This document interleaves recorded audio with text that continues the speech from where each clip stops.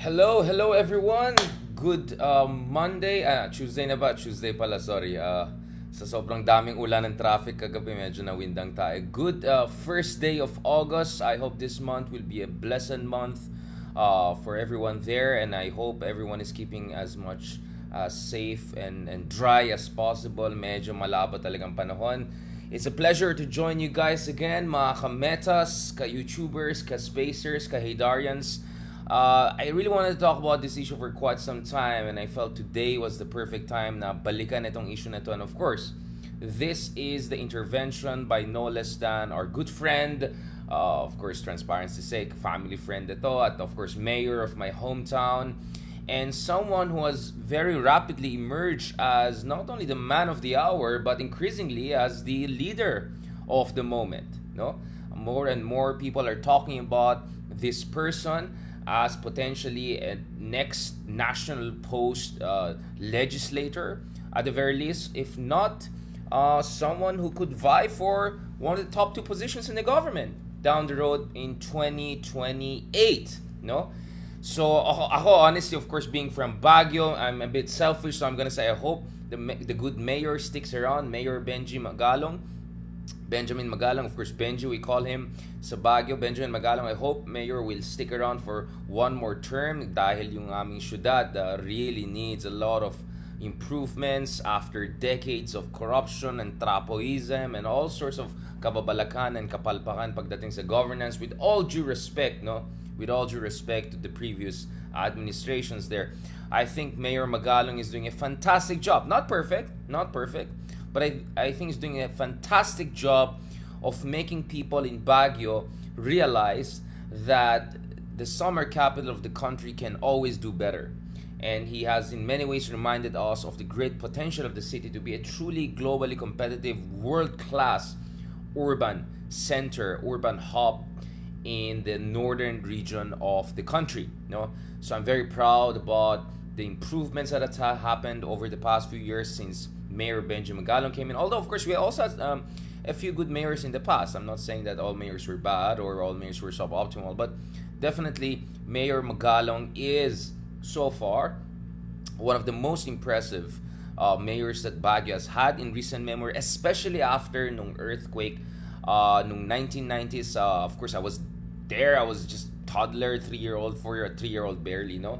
And unfortunately, the reconstruction of Baguio went very wrong. It was during the reconstruction of Baguio that many things really went off the rail. The reconstruction process was, alam niya na this. Ay, nako, yung mga kalakaran na yan. And permits were given right and left. Houses were built all over the place. Deforestation happened. All sorts of unsustainable, super messy, urban anti-planning happened over the past decades since the reconstruction of cities. So very widespread yung malpractice when it comes to the reconstruction of Baguio. So after decades of really underperformance of Baguio becoming even more Cubao than Cubao in terms of traffic, congestion, I think now finally we're moving in the right direction. Walang himala pagdating sa politika. I don't know dun sa mga naniwala kay Tatay Digong, but or kay Tatay Trump, yung mga ganun type na leaders. The reality is that, of course, you have to be patient, you have to be understanding. Lasagna yan eh. Layers and layers of incompetence and corruption and all sorts of kababalakan have contributed to the current state of Baguio. So we're patiently watching what the mayor is doing. So far, he's moving in the right directions on many fronts. But let me zoom out of Baguio be a little bit less selfish about Baguio. As you may know, I had an interview with the good mayor the other year. Medyo extensive yung interview namin, at dun sa interview namin, marami tayong pinag-usapan, no? I say tayo because, you know, a lot of you had the chance of joining us, making comments, making suggestions, raising issues. I was very heartened by the sincerity that the good mayor has showed. I'm very heartened by, you know, of course, the appreciation that he has shown for what we're doing here in terms of raising the level of political education and political discourse in the country, and by extension making us more effective citizens and better contributors to our national development. I really appreciate it, so please check that out. But one thing that really stood out for me is how Mayor Magalong, and I'm very happy to talk about this right now because I'm finally seeing the recognition that I believe mayors like him deserve. There's so many other mayors, sir. Mayor of Iloilo, among others. I can talk about a lot of mayors all across the country, but of course, I don't know them as much as I know Benji Magalong, Mayor Magalong. So I know that there are many great LGU leaders across the country, but in the case of Mayor Magalong, I think he really had this coming in a good way. No, I think he really deserved this. And now seeing him trending on Twitter, now seeing more and more people talking about him, it heartens me. It heartens me not because it's about someone who's a family friend or a mayor of our city. No, it's because I see appreciation for the brand of leadership he's putting forward. At kung titignan mo yung brand of leadership ni Mayor Magalong, it's very post-partisan. I won't say post-ideological because I think there's still an ideology of good governance there. Pero post-partisan siya because pag tinignan mo si Mayor Magalong, hindi siya pumapasok dun sa debate ng Dilawan versus Pula versus DDS versus Marcos. No, I never saw him going ganyan, kahit ano, going like that kay Tatay Digong. I never saw him talagang all the way praising Marcos. I never saw him also trying to chummy-chums with the opposition in an ingratiating way. No, I never saw him like that. He always kept his dignity. He always kept a healthy distance from all of those partisan debates. More important, I would say, he has also kept himself above moral posturing, virtue signaling, cancel culture, pa-woke, all of the nonsense out there. He has kept himself out of that because for him, katulad ng sinabi na dun sa interview natin, na pinost natin over Twitter, andyan naman sa YouTube, among others, you can check it out. I'll post it again dun sa mga kameta, ka-YouTubers natin. But our friends in Twitter have already seen that. I already posted it there. If you look at our interview, he was very adamant that the kind of leadership we need is a leadership whereby you focus on delivery of basic services. Competence. Husay po. Husay. Yun ang dapat focus. Hindi yung ako'y malinis. Hindi yung nagmamalinis. Hindi yung within 6 months ayusin ko lahat ng problema. Yung mga scammy style na ganyan politics. Hindi yung pa-populist na ibibigay lang sa inyo para lang matuwa kayo. Throwing out the red meat or dangling the red meat. Making politics like Colosseum. So neither populist nor self-righteous. Right? Neither populist nor self-righteous. Not authoritarian, but authoritative. You see, there's a big difference. Authoritarian means kahit bara-bara, kahit bobo-bobo, kahit go nang go, basta makinig kayo sa akin dahil ako yung leader nyo. That's the authoritarian way. The authoritative way is you do it consultative, you work with the experts, and katulad ng sinabi ni Mayor sa akin over and over again, evidence-based public policy. And you also put your conviction behind it. So there should be conviction politics. Dapat may conviction ka. Dapat you have to be firm. But it has to be based not only on gut feeling or tatay sensibilities. No, it has to be based on evidence-based public policy. 21st century. Dapat may siyensya. Dapat may plano. Dapat may vision. Dapat may methodology. Dapat may ebidensya. Hindi yung bara-bara lang. Right? That's authoritative leadership. So, very different siya dun sa authoritarian. Authoritarians, basta sumunod lang kayo. Huwag kayong kumontra. Basta, yun yung authoritarian. Kahit bara-bara, kahit bobo-bobo, basta sumunod lang kayo. No. Authoritative is different. Authoritative means you follow me because you trust me. And you trust me not because you just trust and love me, because you trust the process by which I arrive at my decisions. There is consultation, there's respect, there's evidence, there's expertise, there's due diligence, all of those things that Mayor Magalong embodied throughout decades and decades of public service. Whether at the highest levels in the Philippine National Police or whether in the corporate world as a kind of a corporate, big shot guy. Although he eventually left very lucrative life in the corporate world, the steel industry, and he continued public service and serving, of course, my beloved city, Baguio. All right? So, this is, for me, this is the leadership of the moment. I'm not talking about Mayor Magalong per se. I think Mayor Magalong, let's see what's going to happen in the coming years. I'm more than happy to share my own understanding of how good he has been and how effective he has been. Not perfect, obviously, not sinless. No one is perfect. But my thing is, there's just something about Mayor Magalong that perfectly fits what we have been talking about for the past 2, 3, 4, 5 years, right? Ang hinahanap ng taong bayan po ay hindi self-righteousness. Ang hinahanap po ng taong bayan po ay hindi yung bara-bara. Well, unfortunately, one of them got away with things. But at least for now, let's see with the ICC. But going back to this, ang hinahanap po ng taong bayan, this is very clear. Not in the Google Trends, not in yung mga dodgy analytics. No. Ang hinahanap po ng tao is husay, competence, the ability to deliver competently basic goods, basic services, yung mga pinakapangunahin na pangangailangan ng taong bayan. From law and order, hindi yung patay ka ng patay, hindi. Law and order, there's an order and there's law, right? Hindi lang bara-bara, di ba? Hindi lang EJK right and left. No. There's law, there's order, but there's also competence in terms of coming up with a broader, bigger vision for the country. Katulad ng mga discussion natin before, I agree. Let's still wait. Mayor Magalong still has a few years to give to Baguio City if he's gonna serve full 3 terms.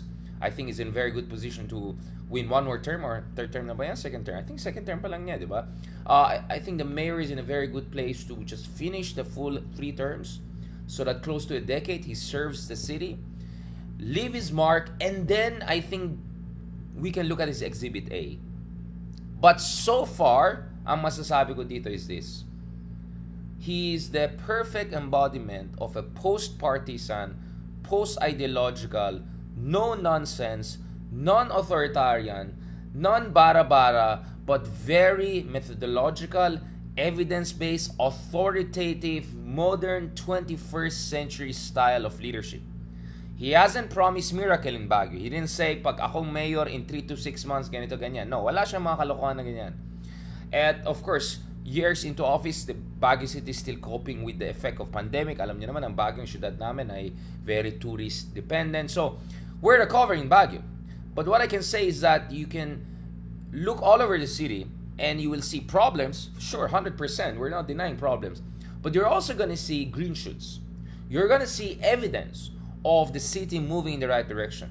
And if there's one person that we have to give a lot of credit to, is Mayor Magalong. And we know that Mayor Magalong is not doing this alone. Mayor Magalong is working with competent staff, with competent people. He's getting his inspiration from the people. We know that Mayor Magalong, when he ran for the mayor office, he didn't do the Trapo style. He didn't go all over the place, give freebies here, gives freebie there, or give, alam niyo na this. Hindi siya nag-tarpaulin, nag-billboard. No. He kept it clean. He kept it lean. He kept it mean. And he made it all the way. He won by huge margin. My city, I'm very proud of my fellow Baguio people. They did a fantastic job of voting for the right person. We defeated Trapo politics when Mayor Magalong won re-election. And I'm 100% proud of that. And as I said, what makes me hopeful about this country is that I know hindi nag-iisa si Mayor Magalong. He is part of a movement. And speaking of a movement, let me make an announcement here. So kanina morning lang pagising natin, we had a message from some good friends of ours. So an initiative is being led by Mayor Magalong. And I hope not to take credit, but I hope in one way or another, the conversation I've had with him, the things that I suggested, perhaps may have contributed. This again, I'm not credit grabber or anything like that. But I know Mayor Magalong was under a lot of pressure, was dealing with a lot of problems throughout the years. But I know I want the mayor to know that maraming sumusuporta sa kanya. And many people appreciate what he's doing. And now I see the mayor, the good mayor, is taking the lead. He's taking the lead, right, in pushing for a new initiative. Not only in Baguio, but all across the Philippines. So this is the initiative, mga kameta, mga ka-spacers, mga ka-YouTubers. The initiative is called Mayors for Good Governance. Alright? Mayors for Good Governance. At so far, yung mga kasama dito, Mayor Josefina Belmonte, Joy, right? Si Joy Belmonte. Mayor Benjamin Magalong. Mayor Romel Arnado. Mayor City Hataman. And Mayor Felipe Remolyo. So, at least 5 mayors so far signed up to this. My fervent wish is other great mayors, including Mayor Vico Soto, among others, will also join this. Our good mayors in Manila and other cities. So this is the initiative. Let me post it here, mga kameta, kay Darians. Check niyo yan. There will be a launching event before the end of this month. Again, in some place which is close to my heart. Of course, UP, where I work, when I teach. So ito po, yung initiative of the good mayor, Mayor Magalong, along with Mayor Joy Belmonte, Mayor Alnado, Mayor Hataman, Mayor Remolio. So we have many, many good mayors all across the country coming together, working together, trying to inspire a new movement all together. Man, guys, ito talagang kailangan natin eh. Itong kailangan natin. As much as we have to fight against Tatay style of politics, as much as we have to struggle against historical amnesia and whitewashing and all of the shenanigans out there, I get it. We also have to support initiatives that focus on providing efficient, competent, 21st century, modern at malinis na governance. Yun po ang kailangan natin. So please, sino ba naman ako, di ba, to say na, I mean, I'm not in a position to vouch 100% all of these people are sinless. No one is sinless, right? I don't, but from what I know, from the little that I know, is that whether you look at Mayor Belmonte, whether you look at Mayor Magalong, no, these are the representation of what the Filipino people like, and you could argue also the representation of what the Filipino people need, especially our country needs at this moment. Hindi na po gagana yung estilo na self-righteous style lang. Hindi na rin gagana, well, yung style na bara-bara lang, no? Authoritarian dictatorship style. None of those things are gonna work, all right? And as far as BBM is concerned, President Marcos Jr. is concerned, I hope that he continues on the right path when it comes to foreign policy. I hope that he continues to steer clear of authoritarian populist style of politics. But I hope also he'll become decisive and push for good governance, including against corruption, which is what has made Mayor Magalong the man of the moment, and for some people, the leader of the moment, because he has taken up the cudgels in terms of fighting against corruption by pointing out na gaano kamalala yung problema ng corruption sa ating bayan. Now, obviously, the context of this is yung proposal for pension reform sa ating sandatahang lakas or military uniform personnel. No? If you want to know more about it, check out my article. I already posted that on Asia Times just the other day. So let me just give you a heads up on that so that we can discuss it a bit further. So you understand where is Mayor Magalong coming. Mayor Magalong emphasized the issue of corruption and how much money we could save, how much more public services we could deliver if as much as parang sinasabi, okay lang, sige, tutulong kami para hindi mabigatan ang taong bayan, hindi magkaroon ng fiscal crisis dahil dito sa pension ng military and police. But at the same time, we also have to look at other problems that are keeping us or preventing us from creating fiscal sustainability. So, ito po yung konteksto, no? So, about a month ago, more than 3 weeks ago, the good mayor had an interview on the Chiefs on One News, where of course, which is also my home, and pinag-usapan itong pension reform issue at prospect of fiscal collapse. Now, this is what the mayor had to say. Let me emphasize this. Because now he's getting some bashing from some of the legislators. Hindi naman sila pinangalan. Bakit defensive biglang iba? Ewan ko na. But this is it. Pakinggan na ito ha. Ito yung sinabi ni Mayor Magalong dun sa interview niya, dun sa mga ating kapatid, dyan sa One News, sa The Chiefs. Sabi niya, I had the chance to talk to several contractors. So ang konteksto dito yung mga infrastructure projects sa Baguio, etc. I asked them, assuming that I will take cuts from infrastructure projects, sabihin natin, paano kung trapo ako? How much will it be? And they said about 10 to 15 or 20 to 25% depending on the decision of the mayors and the lawmakers. Right? Sabi niya, nag-reveal siya na yung members of Bids and Awards Committee potentially allegedly nag-receive ng commissions, as do other individuals involved in decision-making for projects. Ayon kay Mayor, only about 45% to 52% will be left dun sa actual project na kailangan implement ng contractors. In short, if the project is worth 100 million pesos, they said, sir, they will have to settle for 42 million or 55 million, including doon yung kanilang profit that will... So, ang mangyari dyan is they will be, quote, forced to make substandard projects. Kaya nga palpak yung mga roads natin, palpak yung mga bridge natin, palpak yung projects natin, ang daming pera na pupunta sa projects. Minsan, maayos na nga yung kalsada, inuulit pa, ginagawa pang mas pangit. So the way they dispose of it is institutional, meaning systemic na po ito. Ito problema na ito ay malala na, systemic na po ito. Sabi niya, Some congressmen have several projects and roads, but the bidding was rigged. You can check the profile of some legislators and LGU executives. Many of them are contractors and suppliers themselves. They get a percentage and they also get the projects as contractors. Sarap ng buhay. Sarap ng buhay. So, why did the good mayor mention this? The good mayor mentioned this because ang sinasabi niya, yes, tanggap namin na kailangan, kasi pensionado din siya bilang member of the military uniform personnel as a former police deputy chief. Ito kasi yung context. So, of course, sinabi ni Secretary Joke, na the Philippines could face a fiscal collapse if yung annual yearly pension payout dun sa MUP is allowed to continue. For this year, yung MUP pension natin is estimated at 213 billion pesos. That's around $4 billion, $3.8 billion. But that could reach 1 trillion pesos within a decade. Right? I mean, this is crazy. So sabi naman ni Magalong, as a retired police general, sabi niya, willing naman siya to contribute a reasonable percentage of our pension to the national government, but nothing we heard from our legislators that they are willing to give up on their pork barrel. Alam natin itong katotohanan, yung corruption is what? 600, 700, ito may pag-aaral na tayo dito, no?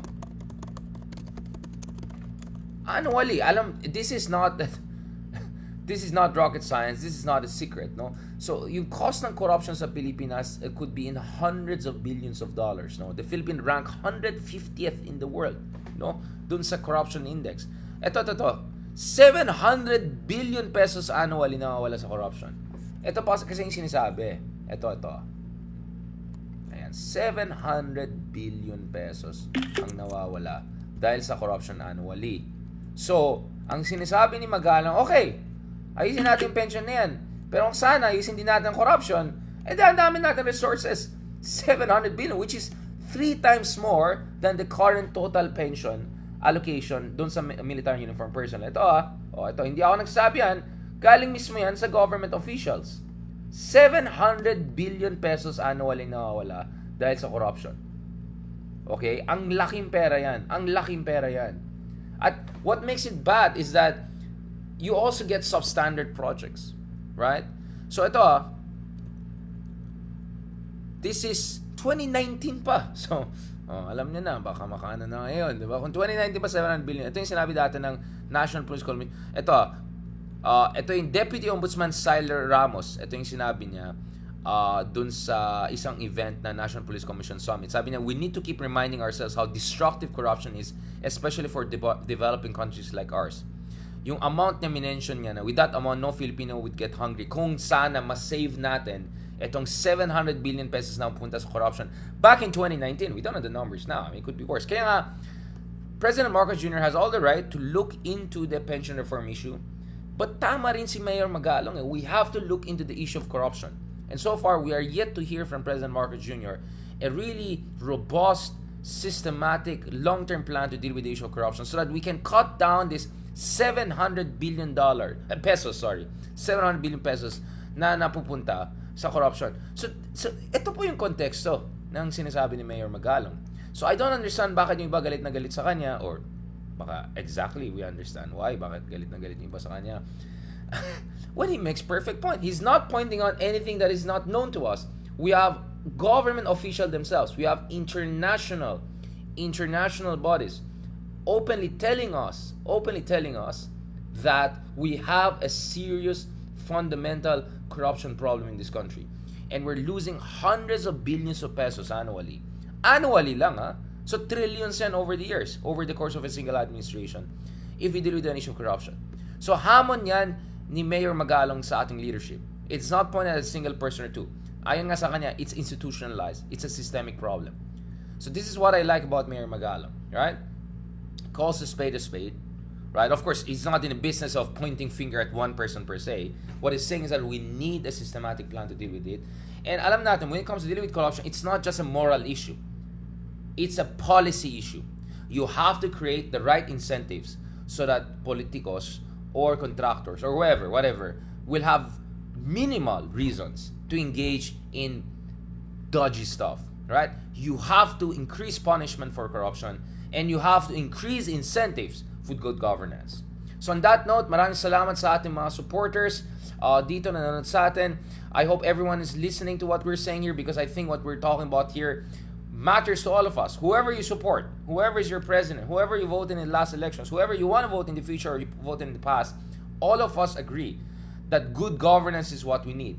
But what do you mean by good governance? Competence, authoritativeness, evidence-based, and clean, malinis. And these are the elements that we see with a lot of mayors in the country, right? Hopefully more and more.